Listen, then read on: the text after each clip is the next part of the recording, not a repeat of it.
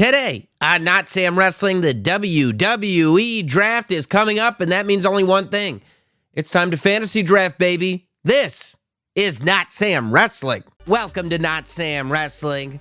Hope everybody's doing great. I want to first thank you all who tuned in last week, who watched the interview or listened to it with Lio Rush. I felt like we saw a new side of Lio that we hadn't really been exposed to before, and I really appreciated Lio doing the interview and everybody responding to it so positively. If you haven't checked it out yet, make sure you give yourself time to. We got a lot to cover. Don't forget, while we're plugging stuff, to subscribe to the YouTube channel, youtube.com/NotSamWrestling, where not only can you get great content like the Lio Rush interview, you can get the podcast now every week in its entirety on the YouTube channel. And we're going to be posting the entire Comedy Store show. Not Sam-a-Mania is coming to the Not Sam Wrestling YouTube channel, so make sure that you subscribe, check it out. It's going to be great. So before we get to the WWE Draft, I'm gonna give us all the draft of everybody's dreams. I promise.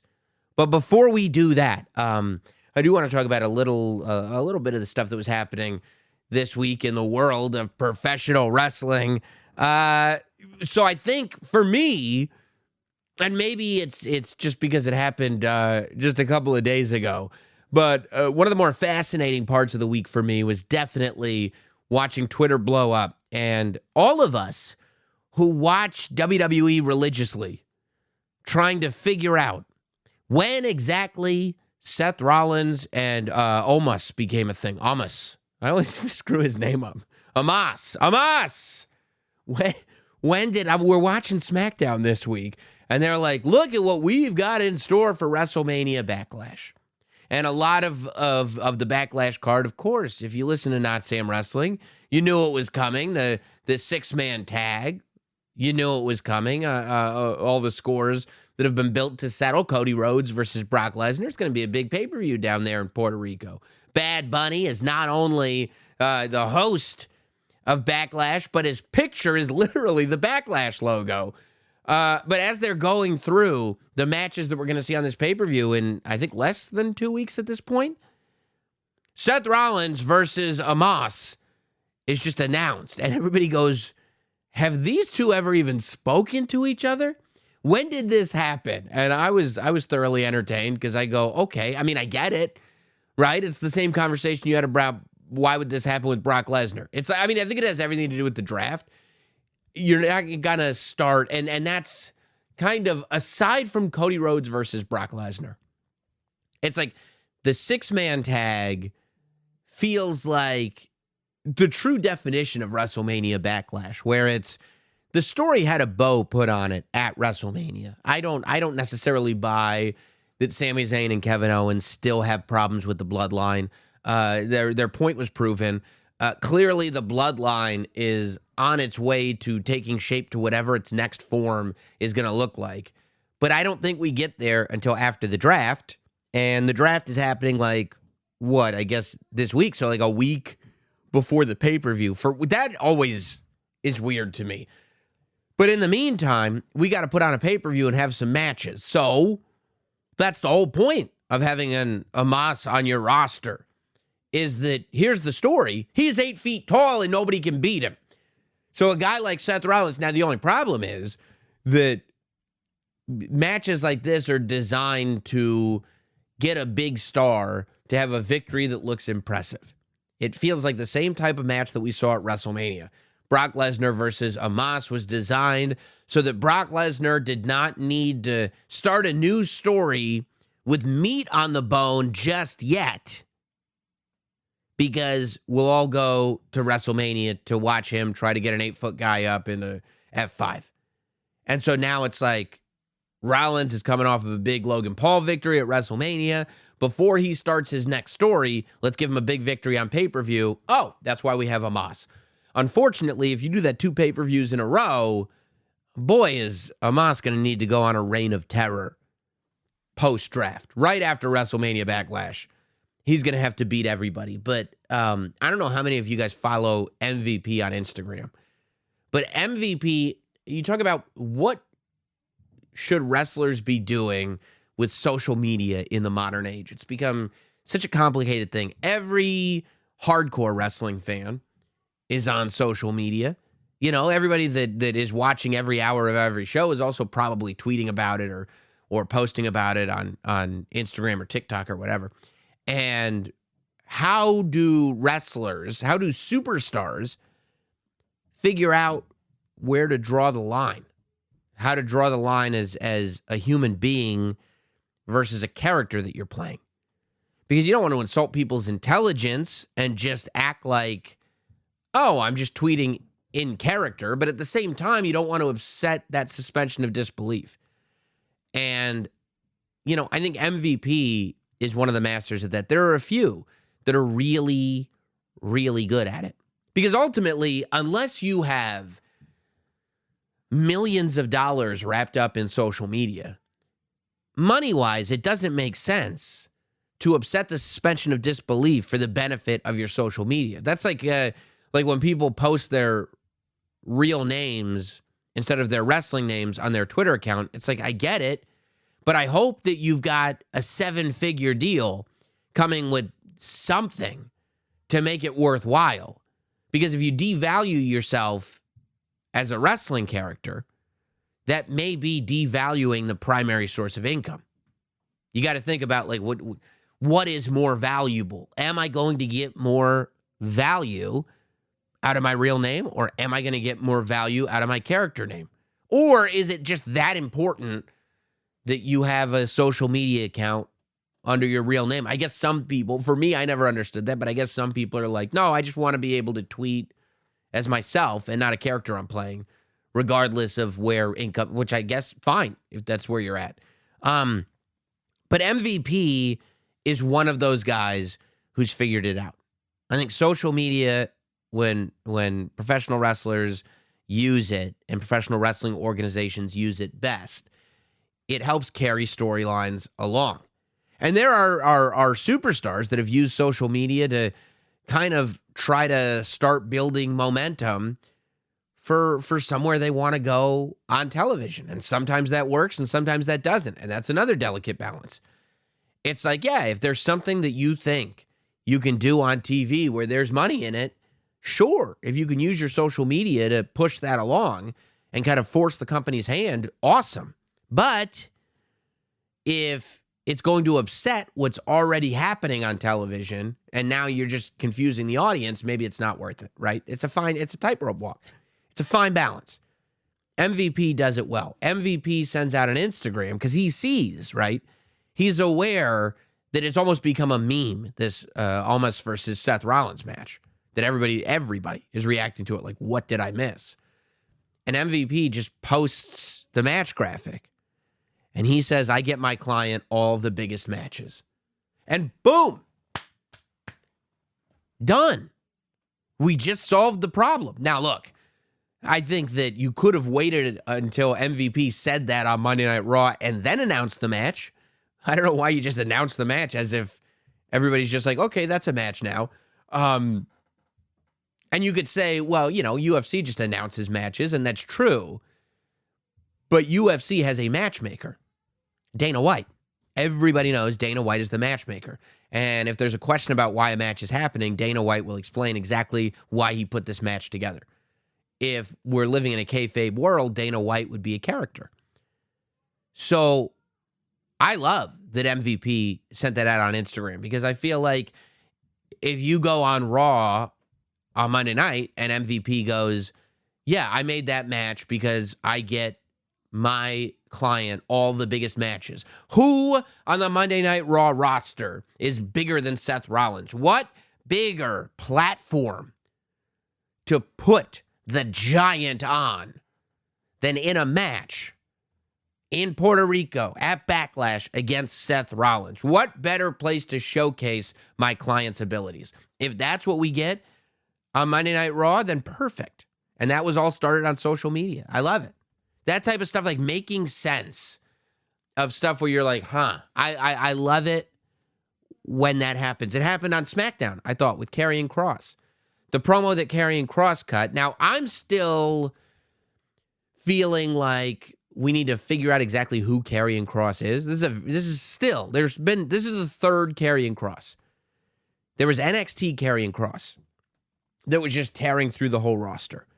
And that Karrion Kross was incredible. That Karrion Kross was awesome. That's the Karrion Kross that I think a lot of people wanted to see on the main roster, but realistically, he ain't tearing through the main roster. Karrion Kross could have the entire NXT roster sacrificed to that character. But that ain't happening on Raw or SmackDown. So how do we tell that character's story on Raw or SmackDown when we can't sacrifice the entire roster to him? Well, we could put him in a leather helmet. Obviously, that didn't work. That wasn't the answer, as it turned out. Second Karrion Kross wasn't the answer. So this version of Karrion Kross, where we still have some of that demonic symbolism, we're now using tarot cards far more often, like we're reading the future. And, when you start a rivalry, like Karrion Kross is, and this is the second time he's just kind of started a rivalry via a promo. The last one was Rey Mysterio. It was just like announced. Rey, now I've decided that I'm coming for you. And I don't think that rivalry had the opportunity to get its feet under it because of really the fact that we were all obsessed with what was going on with Rey and Dominic. All of us knew that the Rey and Dominic thing was where we were ultimately going to go. So whatever's happening with Karrion Kross, that's great now. But this is just filling this space before we get to Rey versus Dominic, which is the match that we've all been looking for. So now we get to Karrion Kross announcing that Shinsuke Nakamura's card has been pulled. And how do we, after Karrion Kross was unsuccessful against Drew McIntyre, he was in this rivalry with Rey Mysterio that was really just the go-between or the in-between, waiting for the Dominic Rey match. How do we make it so that Shinsuke Nakamura should be scared? How do we convince the audience, us, that we should believe that Shinsuke is really taking this seriously and going, oh boy, this is a real threat? And I thought they did a really good job of kind of rewriting the history of Karrion Kross and almost giving him the story that at one point The Fiend had, Bray Wyatt. Like, the thing about The Fiend was, and I don't mind them using it for Karrion Kross because the story was never really told on WWE TV. I think us fans kind of put the pieces together. But it was that, like, nobody was the same after interacting with The Fiend. And they kind of started to touch on that very late into The Fiend and into this last incarnation of Bray Wyatt, but it was never, those were chips that I felt were never really cashed in. So now that Bray Wyatt is gone, wherever he is, I don't know, those chips are being cashed in on Karrion Kross, and I think that it works for Karrion Kross. And the way he explained it, it was like, okay, all right, I can buy what you're selling here, Karrion. That he goes like, you look at the people that Karrion had these rivalries with, and they're different now, right? Drew McIntyre is not the sort of jovial Scotsman who's just there to, make the babies smile and be the top guy anymore. No, he became much more aggressive after the Karrion Kross feud. Not only was he doing things, and you saw it in the video package to Karrion Kross that the old Drew McIntyre never would have done, but he became a brawling brute for all intents and purposes. Look at what he did at WrestleMania. It was just, this is Drew McIntyre, the guy that fights people hard. And since WrestleMania, we haven't even really seen him. Who knows what's going on with Drew McIntyre? Then we get to Riddy Mo, Madcap Moss. Karrion Kross took credit for Madcap losing the thing that made him Madcap, losing that sense of humor. And they acknowledged that Madcap used to be this guy with Happy Corbin and the suspenders on and telling jokes and everything. And Karrion Kross squashed him. And after that, no more jokes. Okay. We never got the explanation as to how. We know that he left Corbin, right? So it's like, okay, I guess he decided he didn't want to be on Corbin's side anymore, so now he doesn't tell jokes anymore. At one point it was like, was Corbin making him tell the jokes? Okay, I guess. I like this version better. that Karrion Kross sucked the humor right out of him. And then you got the Rey Mysterio thing, which it was like, okay, that was just we were waiting for the Dom match. No. Rey finally hit Dominic Mysterio because Dominic Mysterio pushed him past the edge, sure. But was his experience with Karrion Kross what changed him as a person? Because he was different after his experience with Karrion Kross. I like that this is the story that we're telling. It makes sense, and I think it adds value to all those interactions that Karrion Kross had. So now we end up in this position where maybe this will be. Maybe a match with Karrion Kross, win or lose, takes Nakamura back to either being the villain that he was post-WrestleMania match with AJ Styles. Maybe it brings him back to being the King of Strong Style that he was in NXT. Look, for me, and you'll see the way I've lined up the draft, I think that Shinsuke Nakamura may very well be the next opponent for Roman Reigns. And I think that because I think that Roman needs an opponent before he ends up in a match with Jey Uso. And I think that we never got to see Shinsuke versus Roman. And I think that Shinsuke can be built up. Since he's been gone, we've now had time to cleanse our palate, and he can be built up to be that threat that he was in the WWE at one point. But in order to do that, I think he needs to be that threat. I think he needs to go back to being the King of Strong Style, and that's the Nakamura that Roman has to beat. Roman has to beat fresh off New Japan, Shinsuke Nakamura. And the last time, he's wrestled a match on SmackDown or two, but the last big match Nakamura had was the Muta match in Japan. So if we can take that energy and carry it through this program with Karrion Kross into a feud with Roman Reigns, I think it's great. I liked the direction that the whole promo went in on Friday night. Over on the AEW side of things, I think that the Pillars promo that opened the show, the Pillars segment, it got a lot of flack. So for me, I like the Sammy MJF teaming thing. I thought worked pretty well, and I think that I'm not sure that the four pillars together has ever piqued my interest in the last 3 or 4 weeks. Has never piqued my interest as much as my interest was piqued when it was Sting, Darby, and MJF. I just still feel like MJF versus Darby is the match. I think that Sammy at one point was that guy, but I don't think he's in that position anymore. I think that Sammy is not like the hero that we built. Sammy has become a heel. Sammy has had bad press about him. People just feel differently about Sammy, and he works better as this weasel that's on the side of MJF right now. I think Sammy could be a future champion. And I don't think Jungle Boy, Jack Perry, is that guy to main event a show yet. The fact is that these are 4 guys who were all looked at as potential future main eventers when AEW first started. But since then, I think you're looking more at guys like Ricky Starks. You're looking more at guys like Eddie Kingston. There's other guys that I think have raised in the rankings. But that said, I to me, I would pivot, which maybe this is what they're doing with the tournament, to go more in an MJF Darby Allin direction.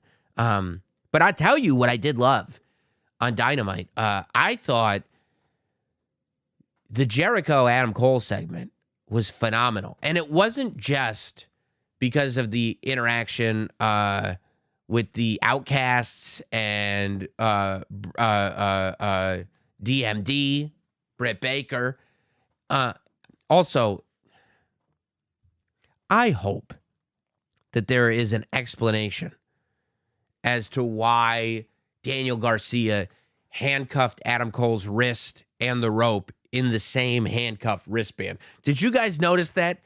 That he didn't cuff one end of the cuff to the rope and the other end of the cuff to Adam Cole's wrist. He put Adam Cole's wrist and the rope in one handcuff and just clasped it together, which I would imagine just did terrible things to the wrist of Adam Cole, probably risked the cuff breaking because you're not supposed to put all of that inside one cuff. Hopefully, it was because of the length of chain or something in the handcuff. The spacing wouldn't have worked because if it was just in that moment, that's what they did. It's silly.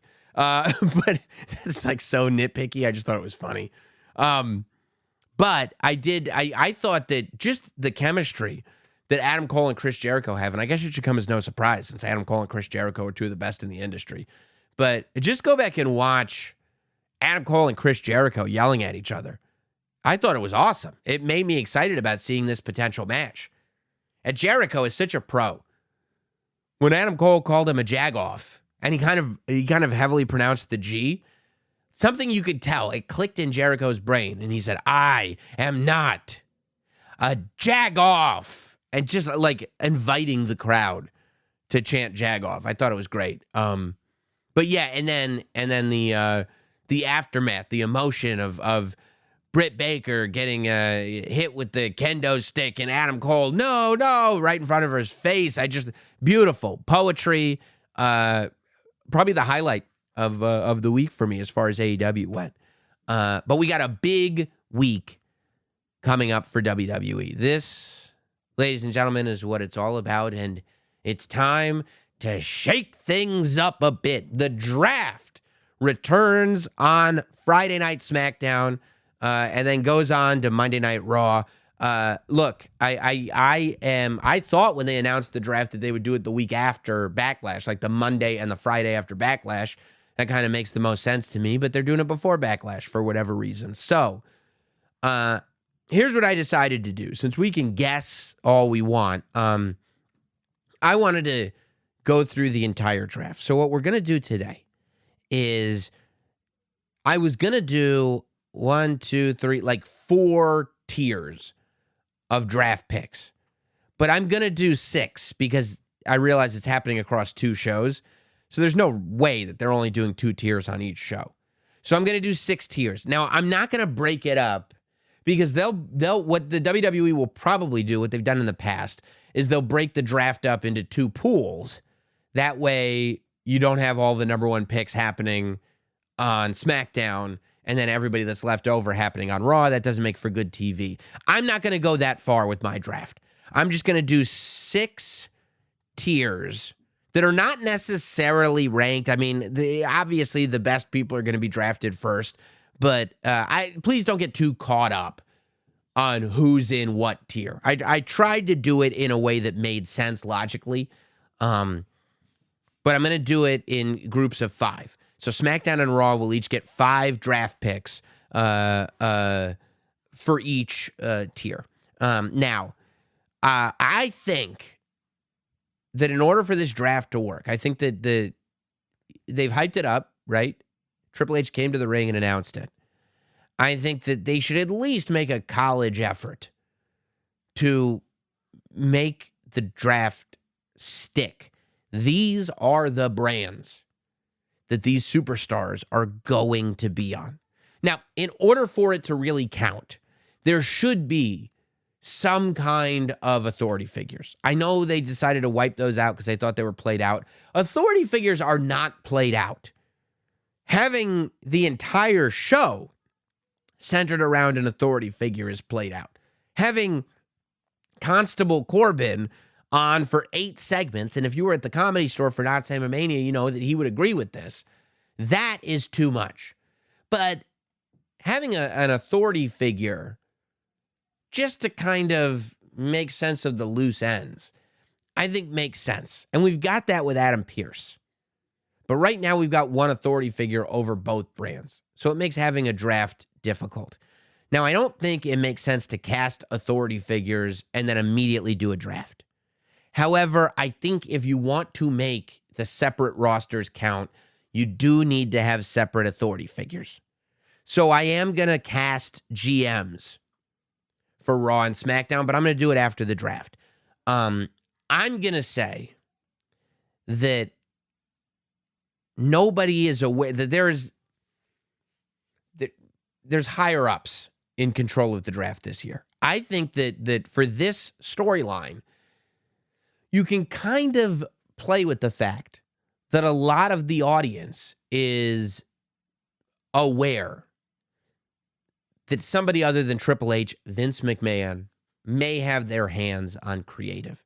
I think that because it's such a delicate issue right now with the sale and everything, you can't just have Vince go on TV and go, I'm in charge now, because it'll be like when they sold Raw to Donald Trump in storyline, and they had to stop the storyline because all the investors thought that he had really bought the company or something like that. It's too confusing. But I do think that for the purposes of the televised draft, you can say that there are higher ups in power that have made these decisions, that Adam Pearce doesn't know, that even Triple H doesn't know. And you can have Adam Pearce before the show going like, Paul, like, I haven't gotten any of these draft picks. And Paul goes, honestly, I don't know who's getting drafted. And have everybody just finding out at the same time that way. Implication being that Vince is making the calls, but we never actually say that Vince is making the calls. So that's how I would do it. And I would have the rules go. So it's always confusing. Some years they've done draft picks have to be made individually. That's how teams get separated. Other times they've said draft picks can be made as a team or as separate picks, which has always been confusing because why wouldn't you just draft two people if you can get two people in one pick? So for my draft rules, I'm going to say that you can draft teams or factions. However, if you draft a team, what you're doing is allowing the opposing brand to draft a team at the same time. So like if I draft the Street Profits, I've opened the door to allow the opposing team to draft a team. I've opened the door to allow Raw to now draft a tag team, right? So it becomes strategic. So like I want the New Day, but do I want them badly enough that I'm going to open the door to allow SmackDown to get the Street Profits, right? Or I just want this one pick, so I'm not going to be the one that starts this precedent. It's, I want the whole Judgment Day, but am I going to open that up to allow Raw to take this other Hit Row or whatever 3-person faction? So those are the rules that I'm going by, and I'll explain as I go, okay? So here's what we've got. For our first round, SmackDown goes first because it's happening on Friday nights, and it makes no sense to draft anyone other than Roman Reigns first. SmackDown drafts the WWE Undisputed Universal Champion, Roman Reigns. Now, I say that they said everybody's open. So I'm keeping all champions open, NXT's open, everybody's open in this draft. That's the way I think it should be. Raw gets the next pick, and this year I want to use, since we have 2 number 1 picks, I'd like to use the second number 1 pick as a real statement piece. Raw drafts Gunther, number 1. And everybody goes, whoa. Okay, now we're on to something, right? Because you're going, well, why wouldn't you draft Cody Rhodes? Again, we're telling this story of Cody Rhodes being rebuilt. Cody Rhodes isn't going to get drafted low, but he ain't going to get drafted number 1. That's a mountain that he's got to climb. And it allows you, it's not just about Cody not getting number 1. It's about Gunther getting number 1. Letting the world know Raw has the Intercontinental Championship now. And Gunther is a real player. SmackDown gets the next pick. SmackDown's number 2 pick is Seth Rollins. Boom. Now we're fighting fire with fire. Roman Reigns and Seth Rollins both going to SmackDown. The mind starts going crazy. Are we going to get Seth Rollins versus Roman Reigns at some point? Raw comes back. Their number 2 pick is going to be Cody Rhodes. So now we've got Gunther and Cody Rhodes on Raw. Seth Rollins and Roman Reigns on SmackDown. SmackDown comes back. They're feeling like, ooh, Raw just picked a strong one. SmackDown's number 3 pick is Bianca Belair. What? The Raw Women's Champion gets drafted to SmackDown. And that's just about Bianca Belair. You know, she went to WrestleMania. She beat Asuka. It's time to start telling new stories. It's time to start working with new opponents. It's time for a fresh coat of paint. And Bianca Belair is going to get that on the blue brand. Raw responds in kind and immediately drafts Rhea Ripley. Same story, fresh coat of paint. I don't mind a title switch. It doesn't make sense to bring the SmackDown title to Raw or vice versa. So they're going to trade titles. I think the lineage is the only question. I feel like, especially for Bianca Belair, she's had the title for a while. I think it remains intact. But honestly, I don't think we're concentrating on anyone's championship lineage as long as Roman Reigns is going for the 1,000 days anyway. So Bianca Belair and Rhea Ripley are switching brands. SmackDown gets the next pick. They're drafting Bobby Lashley. Give Bobby Lashley the boost that he needs, right? Let everybody know Bobby Lashley is still a major, major star. But he's not doing much on Raw, and it gives him the opportunity to potentially down the road work with Roman Reigns. Raw turns around, and Raw drafts Brock Lesnar. So as Cody Rhodes is looking at the field, he's looking like he's going to be the top guy on Monday Night Raw, right? Well, he's got Gunther and Brock Lesnar. So now Brock Lesnar is looking at Cody Rhodes. Gunther is looking at Cody Rhodes, but Brock Lesnar and Gunther are also looking at each other. We've got a lot of potential there. SmackDown comes in with the 5th pick, the Usos. Jimmy and Jey Uso come to SmackDown, the first tag team drafted. It allows Raw to take a tag team. They decide not to take a tag team. Instead, they're going to go for the quick pick. Raw drafts Solo Sikoa. Maybe the most dramatic pick of the first round. The bloodline is broken up. We see the locker room. Roman is looking at Paul Heyman like, how could you allow this to happen? The Usos are like, what? I can't believe this. Solo Sikoa, he's still stoic, but he's looking around like, what am I going to do here? But the heat is on Heyman now. Roman is looking at Heyman like he's screwed something up royally. You were supposed to keep the bloodline together. Solo Sikoa is on Monday Night Raw. Cody Rhodes is looking down. That's the barrel that he's looking down. Gunther, Brock Lesnar, and Solo Sikoa. Insane. Insane. And now we can begin to tell that story of the bloodline disintegrating without Solo Sikoa getting involved. I feel like by the time we get to SummerSlam, the Usos will probably be a good guy tag team, and Roman Reigns and Paul Heyman will simply be that solo act. No pun intended, as Solo Sikoa dominates Monday Night Raw. And maybe at some point, Paul Heyman, who's not drafted, he's an advocate, begins to act as Solo Sikoa's advocate on Monday Night Raw. Maybe Paul Heyman goes to Raw with Solo Sikoa and also is on SmackDown with Roman Reigns, which will eventually bring us to a place where maybe Solo Sikoa wins the Royal Rumble representing Monday Night Raw, and maybe Solo Sikoa, maybe the titles have changed. Maybe we'll split the titles at some point, and maybe Solo Sikoa challenges Roman Reigns next year at WrestleMania. If Roman is still a title holder, which I believe he will be because he's going for Bruno Sammartino's record. And now Paul Heyman has to make that call. I don't know. But the first round, SmackDown has Roman Reigns, Seth Rollins, Bianca Belair, Bobby Lashley, and the Usos. Raw has Gunther, Cody Rhodes, Rhea Ripley, Brock Lesnar, and Solo Sikoa. We go to the second round. The second round of draft picks. SmackDown starts with Charlotte Flair. The Queen stays on SmackDown, and Raw responds with Becky Lynch. Becky Lynch stays on Monday Night Raw. So now we still have the benefit. We can move into a space where maybe Rhea Ripley's challenged by Becky Lynch. We can get back into a Charlotte Flair versus Bianca Belair type of story that we never quite got. And these can happen on those separate brands. SmackDown is going to respond by drafting Austin Theory. So the United States Championship can come over to SmackDown, and Austin Theory can begin to tell new stories on SmackDown, and Raw hits another aggressive move. Now, there is something happening on Monday Night Raw where they are getting extra aggressive because Raw drafts Sami Zayn solo.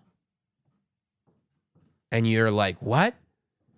So in the immediate, we do probably have a Sami Zayn Solo Sikoa match on the horizon because SmackDown is now getting aggressive and they're drafting Kevin Owens.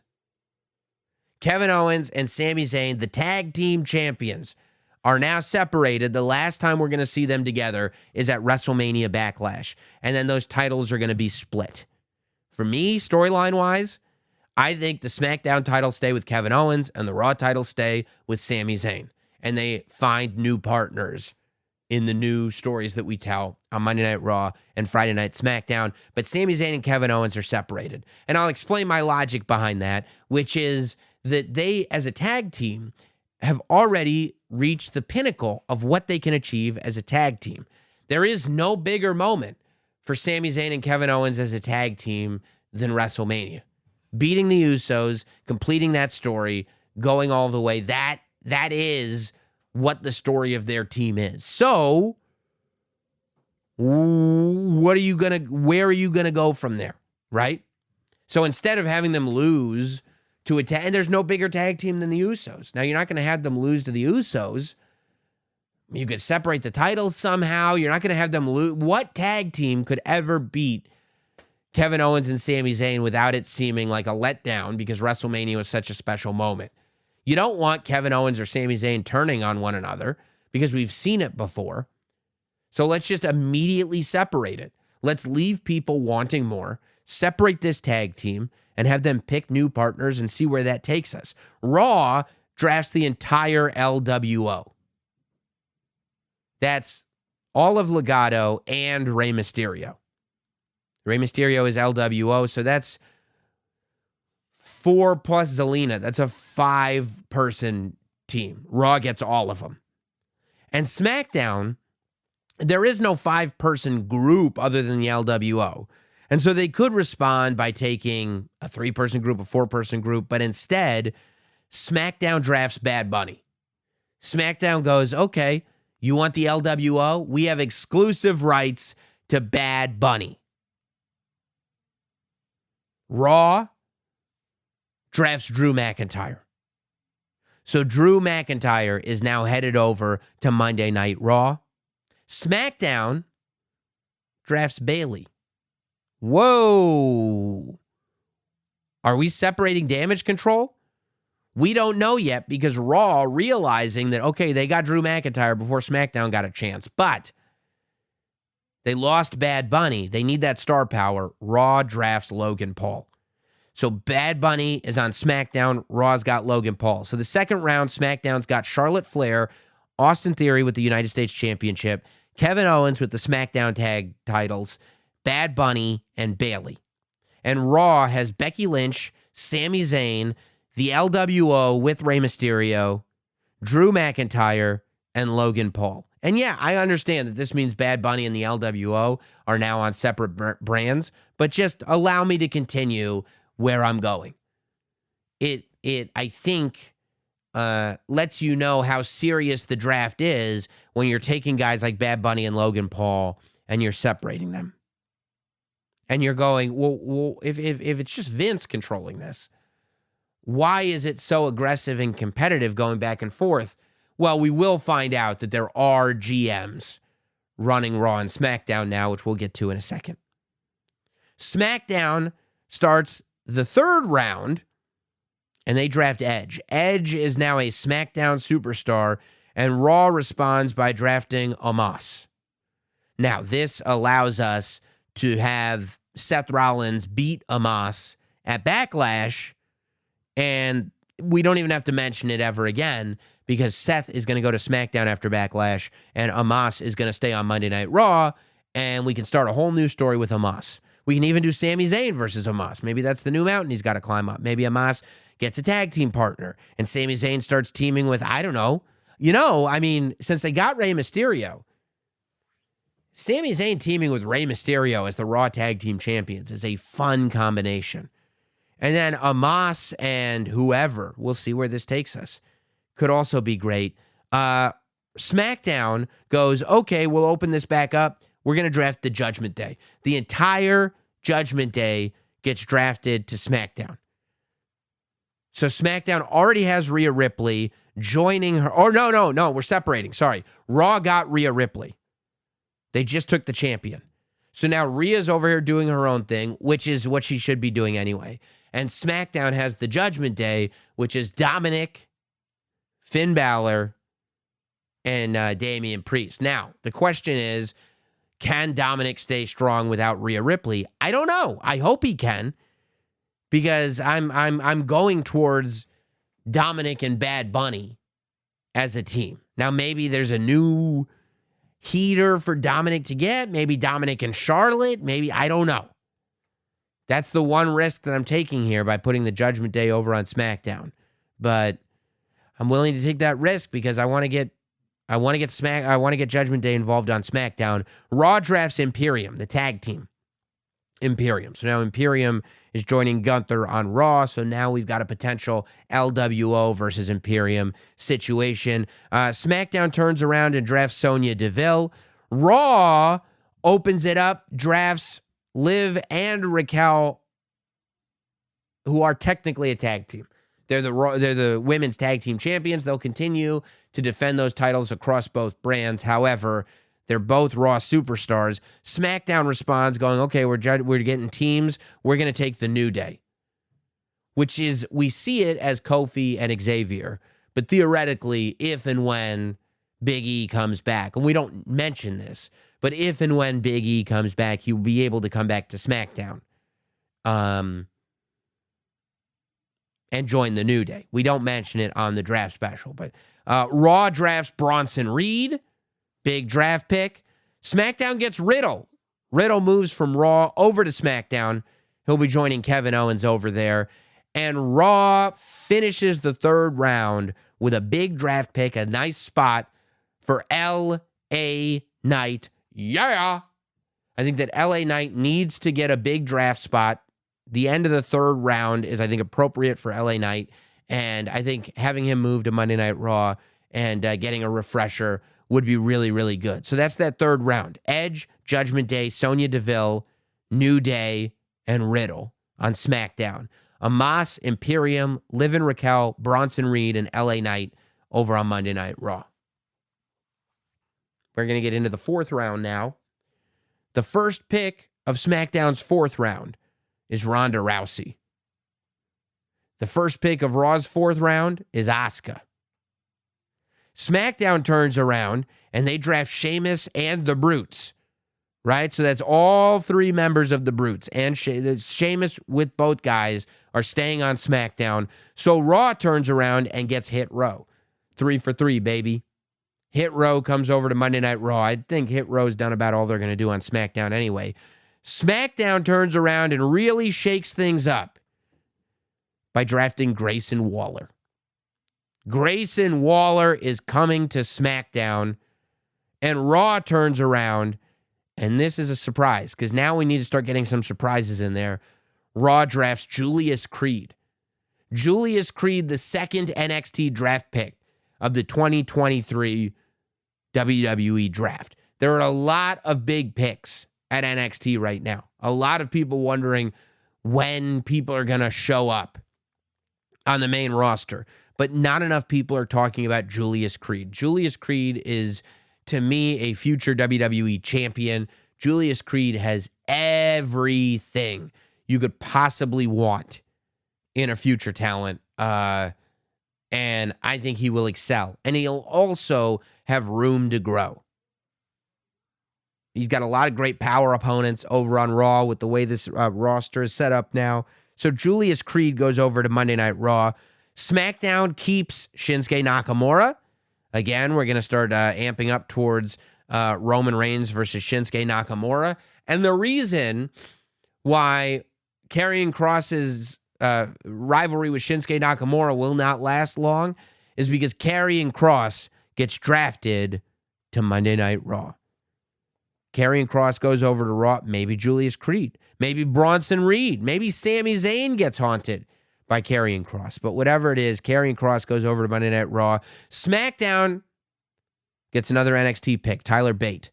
Tyler Bate is coming over to SmackDown. Raw, again, a surprise pick. Raw is doing some things you wouldn't expect. Raw picks Alba Fire.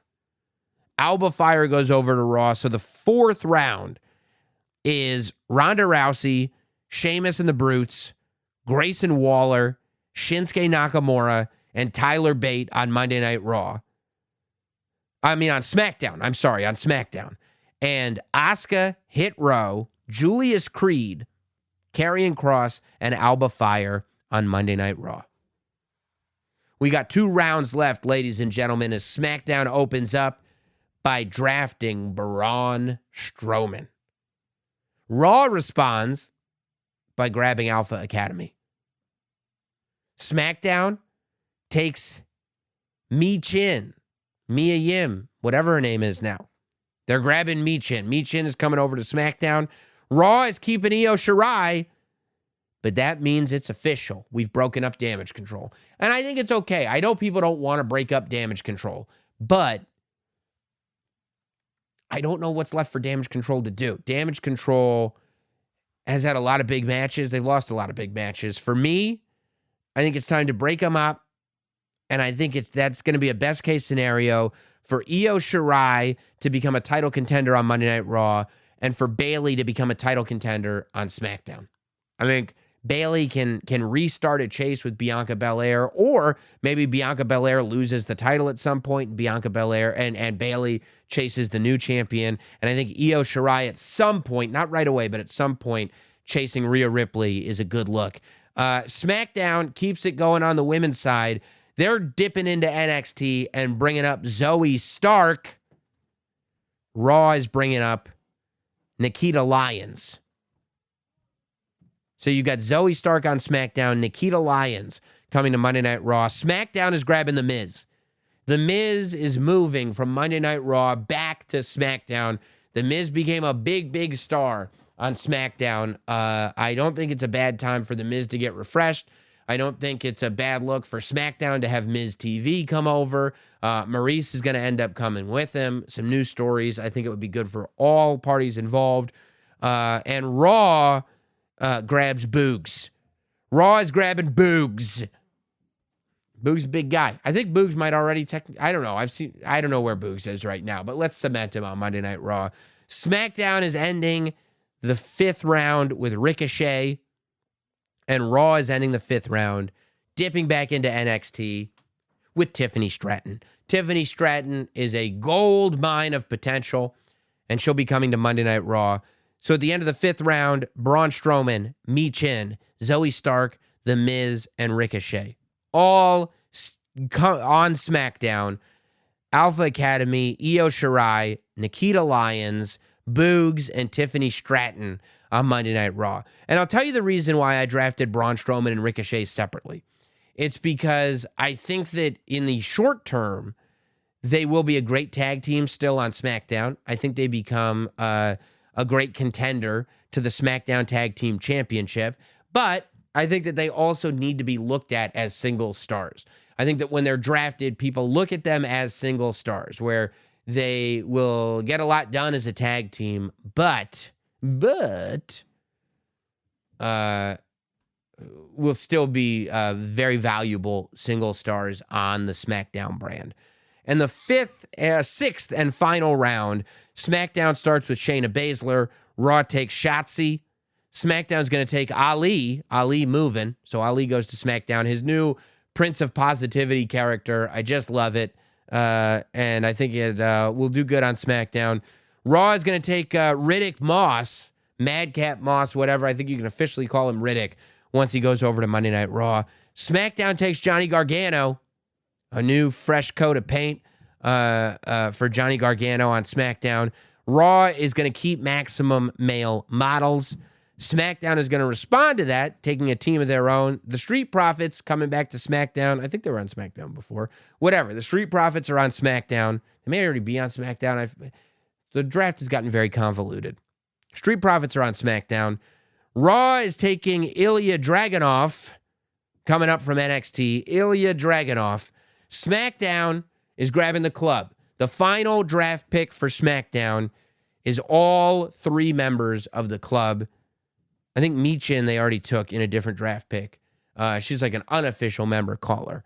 But the club, AJ, Gallows, and Anderson, coming over to SmackDown. So whenever AJ is healthy, he'll be on SmackDown to compete against people like Roman Reigns, Seth Rollins, maybe Austin Theory at some point, Sheamus. And the final pick for Monday Night Raw is the Viking Raiders, a 3-person group.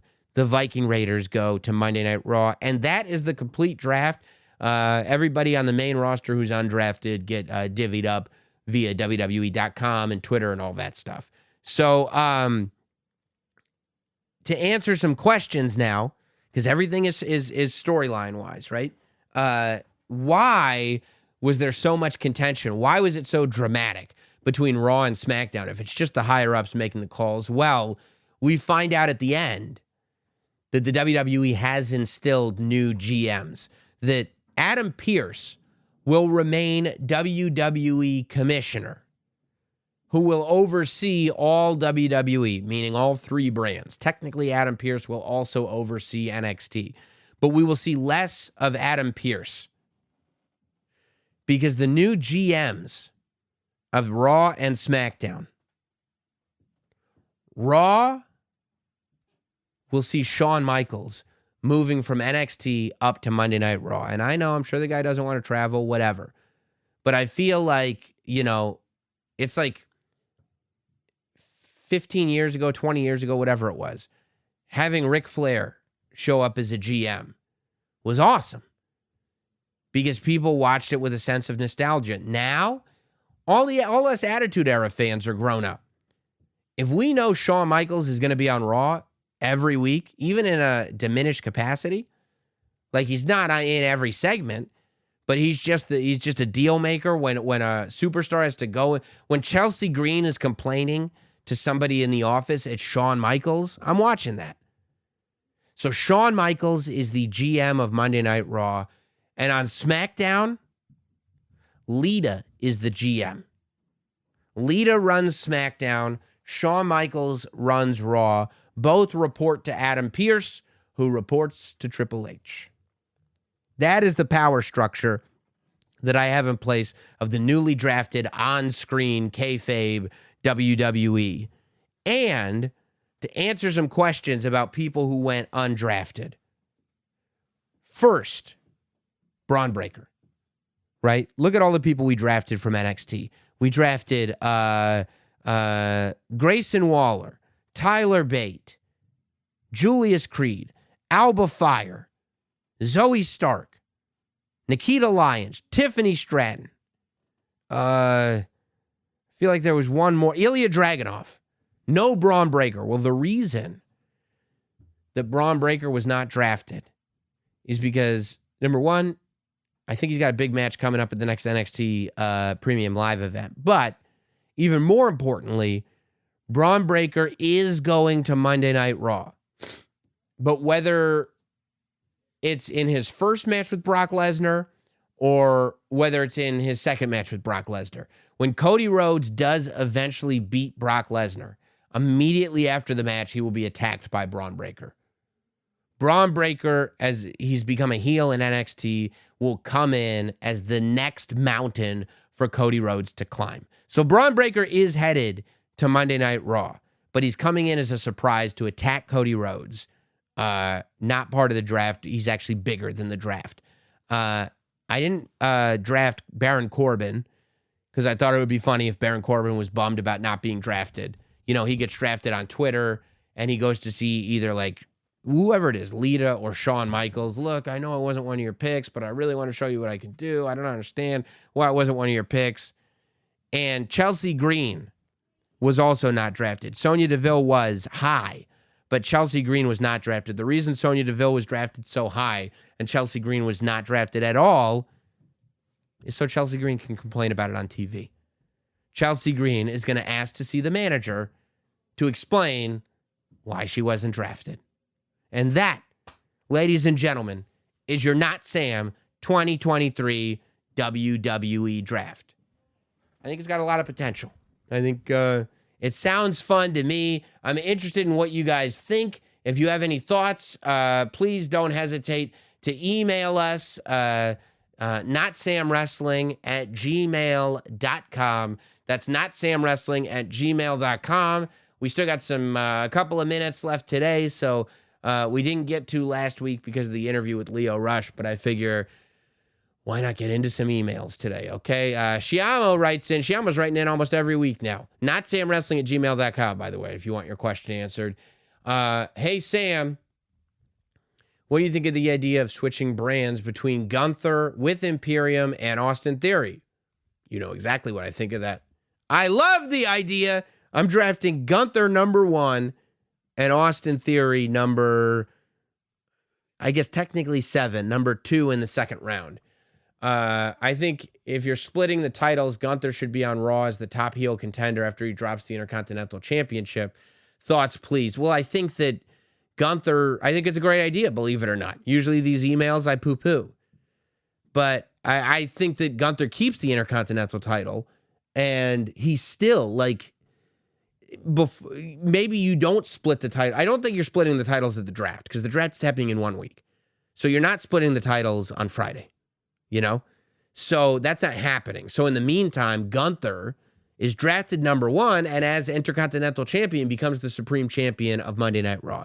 I do think eventually they should split the titles, but in the meantime, Gunther, Intercontinental Champion, becomes the top heel on Monday Night Raw by default. That works for me. What can I tell you? Let's go to Neil from Australia. Hi, Sam. Love listening to your podcast every week. I know you think Logan Paul is a big star, but I would give Money in the Bank to Gunther or Drew McIntyre. Just my thoughts. Have a great day. Neither Gunther nor Drew McIntyre need the Money in the Bank briefcase. It's a terrible idea. There is nothing exciting about Gunther or Drew McIntyre holding the Money in the Bank briefcase, because at any point, Gunther or Drew McIntyre are justified at getting a championship match. I mean, by definition, by character, okay, neither one of them would utilize the clause. Drew has too much integrity. Unless Drew is going to turn heel, which, I mean, I guess he could run in and drop Roman Reigns, I guess, with a Claymore and take one of the 2 championships, right? But he's got to be a heel, because if he does that as a babyface, then there's no integrity to that. And Gunther's whole character is that the mat is sacred. Gunther's whole character is taking the sport of professional wrestling seriously. That's who Gunther is as a character. Gunther would be demeaned by the briefcase. Gunther would be demeaned by a prop. If you're really looking at the characters of both Drew McIntyre and Gunther, both of those characters would do the John Cena thing where they announce in advance that they're cashing the briefcase in. I hate that. I hate having a main eventer who could get a title match anyway cash in the briefcase by announcing early that they're going to do it. It's like, just announce that John Cena is going to main event. Just announce that Drew McIntyre or Gunther are getting a shot at the title. Would anybody argue that Drew McIntyre or Gunther are in a title match? It makes no sense, Neil. It's crazy.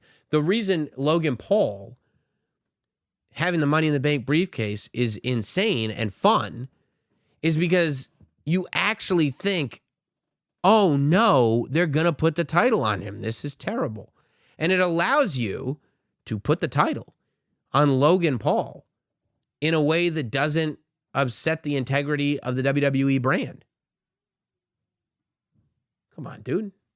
Colorado Wedding from Aaron.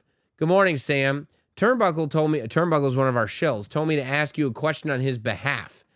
Do you know the reason or reasons WWE hasn't put on a premium live event in Colorado? I don't know why I said Chicago. Colorado for the longest time. I think the last one was 2004, Would love to see one here, but mostly getting live shows. Yeah, I mean, I don't know. You'd have to ask. I would imagine it would have to do with the draw. I would imagine it would have to do with the money that they make there. I would imagine it would have to do with the time change. You know, I think that the idea of putting on a premium live event at 6 o'clock, 5 o'clock in the afternoon, you might be able to pull it off in LA because LA is such a huge market. But like, I don't know. I feel like you don't see a lot of premium live events happening in Phoenix, in Arizona, in a lot of those West Coast areas. So it would probably have a lot to do with that, right? Because you would expect people to show up at 5 p.m. I don't know. Maybe Colorado's just not a giant market. It's Colorado. And finally, let's end on this one. Dylan says, hey, Sam, I caught another house show this week and had a blast. I had a few things come into mind recently that I would love to get your take on. Number one, the greatest thing Edge ever did was create the Judgment Day. Thoughts? No, of course not. Maybe the best thing Edge has done in the last year or two. But no, I mean, his whole Rated R Superstar run was better. Like, I mean, you're really stretching here because then what you're doing is saying, well, if it hadn't been for Edge creating the Judgment Day, Rhea Ripley wouldn't have gotten this run and Dominic wouldn't have gotten this run. So we wouldn't have gotten Rhea Ripley being the star that she is, and we wouldn't have gotten Dominic versus Ray being as good as it was. Like you're going to pull a hamstring. You're stretching so far. No, I mean, Edge is one of the greatest of all time. If I had to do one thing, like the greatest thing Edge ever did was bounce off of a real controversy with Matt Hardy and turn himself into the greatest villain of all time. Edge, not the greatest, one of the greatest villains of all time, certainly of his era. Edge was the Roddy Piper to John Cena's Hulk Hogan. Okay? Let's not go making grand statements that we can't take back. Number two, the women's mid-card would be better served with a singles title instead of a tag title. Let's pretend that WWE is going to introduce a women's singles mid-card title and that you had to name it. What would you call it? I mean, I guess you call it. I'd probably bring back the European Championship and make it a female championship. That's probably what I would do. If I had to make a secondary women's championship, I would reinstate the European Championship and make it a female championship. That's it. Because that way it would be a championship with some prestige. People love the European Championship. So that's what I would do. I disagree with your premise. I think that the women do not need a secondary title. The women's mid-card needs good stories. I think that WWE need to tell stories with women that don't center around championships. They need to do both. Some stories need to center around championships, but we also need to have women's stories that are meaty and exist without titles. I would not advocate for a secondary title being added to the women's division. I would advocate for more stories being told in the women's division. However, if you were twisting my arm and said, look, dude, I wrote the email, you got to give me something here, then I would bring back the European Championship and make it a female title. That's where I stand on the matter. I appreciate you guys tuning in. Don't forget to subscribe to the YouTube channel as well as Apple, Spotify, wherever you listen. If you want even more content, sign up at patreon.com/NotSamWrestling, patreon.com/NotSamWrestling to become a Not Sam show. And we will see you next week right here on Not Sam Wrestling.